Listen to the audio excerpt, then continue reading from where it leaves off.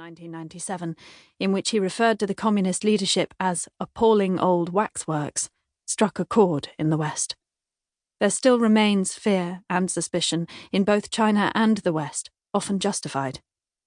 Though more and more Chinese are familiar with the Western world, it is still fairly unusual to meet anyone in the West, apart from experts, who has a real sense of this extraordinary culture and its people.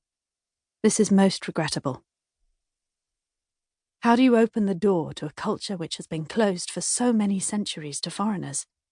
Generations have, like Prince Charles, been put off, not only by the outwardly unfathomable nature of this disciplined and serious race, but by the distance, the language, the alphabet, the vastness and the seeming impenetrability of China. Even today, when the interchange between East and West has greatly increased, when I hear Westerners talk about the Chinese, I am often surprised by their ignorance of even the most basic facts about them. I fell in love with China the day I drove out of the unbelievably poor and run-down town of Wenzhou in 1982. It was the moment when I saw the sun pierce the misty gloom to reveal what was in effect the colour of the sky after rain. As I began delving, in a most amateurish way, into the deep and many-layered culture of the Chinese people, I soon discovered that this was also the colour of the most sought-after imperial Chinese porcelain, namely Ruware, made during the Song dynasty, from 960 to 1279. Only 92 of these exquisite pieces still exist, and we are fortunate to have several examples in the Sir Percival David collection in the British Museum.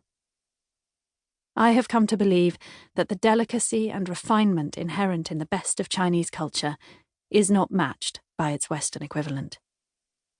But that moment, coming out of the grimy mists of Wenzhou, also came to symbolize something else to me as the years went by: the stoical nature of the Chinese.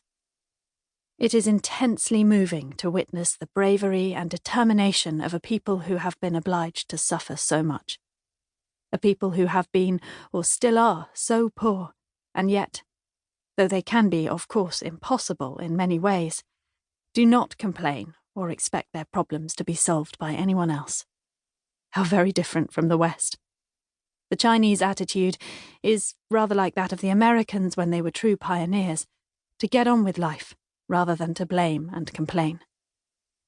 Everything matters in China, where existence, even for the privileged, is precarious. One gets the feeling in the West, where people are more supported by welfare or by accumulated wealth, that far less does. Daily life is inevitably more intense in China.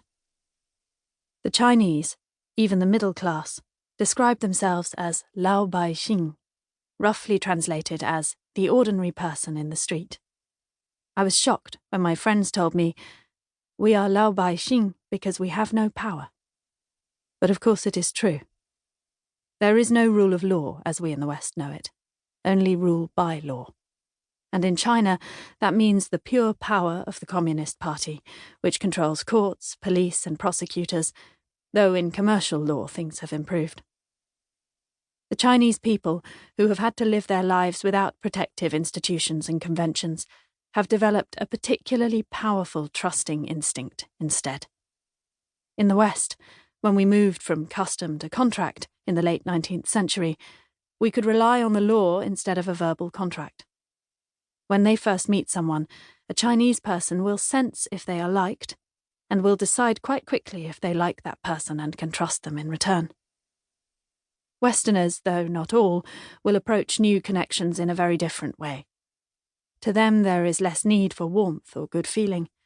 It will be more about forging a legally binding contract.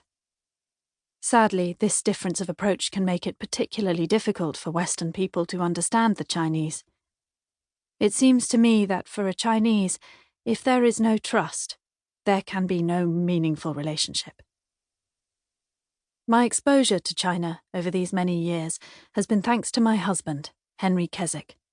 Henry was born in Shanghai to a Dumfriesshire family who later joined Jardine Matheson, the historic trading house, which had been set up following the abolition of the East India Company's monopoly in the 1830s. Following the First Opium War, Jardine Matheson moved operations to Hong Kong after the